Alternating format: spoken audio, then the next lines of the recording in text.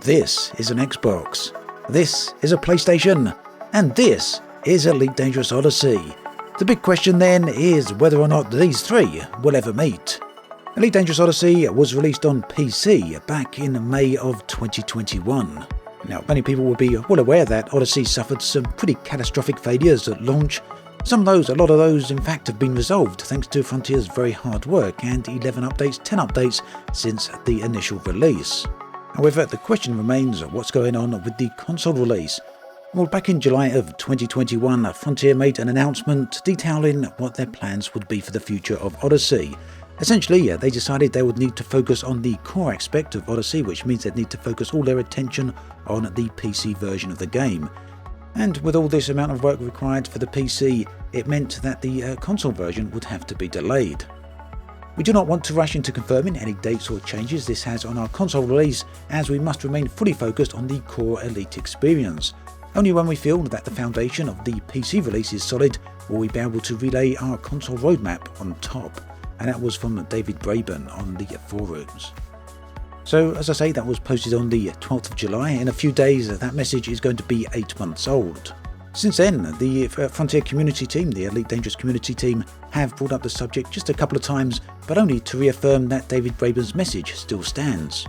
Bottom line, there is still no new news on what is going on with the console version of Odyssey. So quite naturally, that has left many players frustrated with their existing experience of Elite Dangerous Horizons without the ability to get access to the new expansion. So that leaves me very curious as to wonder just how many people back in July, would have expected 8 months later there to be no new word, no new update, no new information on what is going on. And without any official word from Frontier, and with gamers being, quite a curious bunch, it naturally means that people tend to speculate on what might be happening, or perhaps more to the point, what might not be happening. So in this video, I want to spend the next few minutes or so just talking about that, and generally thinking out loud as to the possibilities of what could be going on with Elite Dangerous Odyssey. Whilst I'm doing that, on screen you can see some very old footage of Elite Dangerous. Now for this video I decided to go back and use some older footage just to remind us of where Elite was back in 2014 versus where it is today. So yeah, this is footage from Elite Dangerous as of 2014. As far as I'm concerned, it always was a beautiful game, so it's kind of nice just to showcase some of this older footage off.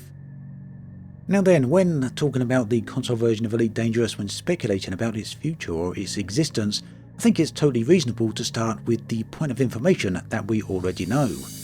And what we know is that Frontier have said, David Braben specifically has said, that they wanted to focus their attention on the PC version of Odyssey. Many gaming websites at the time took this to mean that the console version was on indefinite hold, and I think that's a very fair and very valid conclusion, or very valid takeaway point from David Braben's message. The other points that I think are very reasonable to take away from Braben's message is that, the problems that are affecting console must be the same as the problems that were affecting PC at the time. And perhaps the most significant problem for the PC build at the time was the problems with performance. And these problems were pretty significant, even with some of the highest powered PCs at the time, specifically an NVIDIA GTX 3080, players were finding that they were stuck in many occasions with 20 frames per second and sometimes 15 frames per second or even less. Over the past few months, huge steps and strides have been made in improving this. In fact, 10 updates later, and Odyssey runs pretty well on many PCs. But it must underscore here that it still doesn't run perfectly, far from it in fact. And whilst if you've got a GTX 3080 or a 2080 or any other equivalent high-end hardware, you're probably not going to have any frame rate or performance problems with Odyssey anymore. It still could never be considered a slick piece of software design running at ultimate frame rates. And this certainly has some knock-on effects, notably on lower-end PCs, which perhaps still have some problems. And here I would guess that these same performance issues must be hitting consoles pretty hard. Keep in mind that we're not talking about the current gen technology of consoles here with the PlayStation 5 and the Xbox Series. Frontier have confirmed that they're not porting, at least as of their last statement, they're not porting Odyssey to the current generation. Instead, all their focus is going to be on previous gen tech. And whilst the previous gen consoles in some cases are pretty strong, just take a look at Horizon's Forbidden West running on the PlayStation 4, They're certainly not up to strong-arming poorly optimised and perhaps even badly coded games into high frame rates. Now, as I said, that is still pure speculation on my part. Ultimately, speculation is all we have. If we want to look at or think about what's going on with consoles, then, well, we've got no information from Frontier. We can either sit here and just not talk about it, or we can really address the elephant in the room. Now, what other points could it possibly be if it's not down to performance? And, after all, let's be realistic about it. It's surely got to be about performance. But if it's not, what other issues could it be down to? Well, it could be down to resources, and these could be either financial or simply not having enough staff. If Frontier, as they say, are focusing very heavily on the PC version of Odyssey, and I'm sure they are. After all, like I say, we've had 10 updates and an 11th update on the way, with some new content in the form of fleet carrier interiors. It certainly means that someone, at least at Frontier, is working on the PC version of Odyssey. It could be that with Frontier having these teams working on Odyssey, they don't have enough staff to simultaneously work on the port of Elite Dangerous Odyssey. Now, that again is a big unknown. After all, I don't know how easy or how difficult it is to port the game. It could be straightforward, it could be rather complex, but do keep in mind that when they wanted to port to the Xbox One and the PlayStation 4, it was a significant wait after the release of the PC version of Elite. And just to illustrate this point, Elite Dangerous was released on PC on the 16th of December 2014. It arrived on Xbox One in April of 2016, that's very close to 18 months later, and then arrived on the PlayStation 4 at the end of June 2017. Again, well over a year's delay between the Xbox One release and the PlayStation release.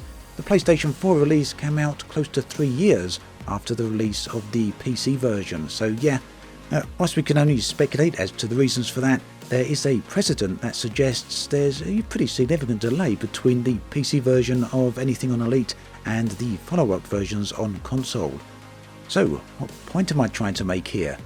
Well, based on the information we have available to us, it seems that a port might not necessarily be extremely straightforward, and it does take quite some time. We've got a few dates here to illustrate that.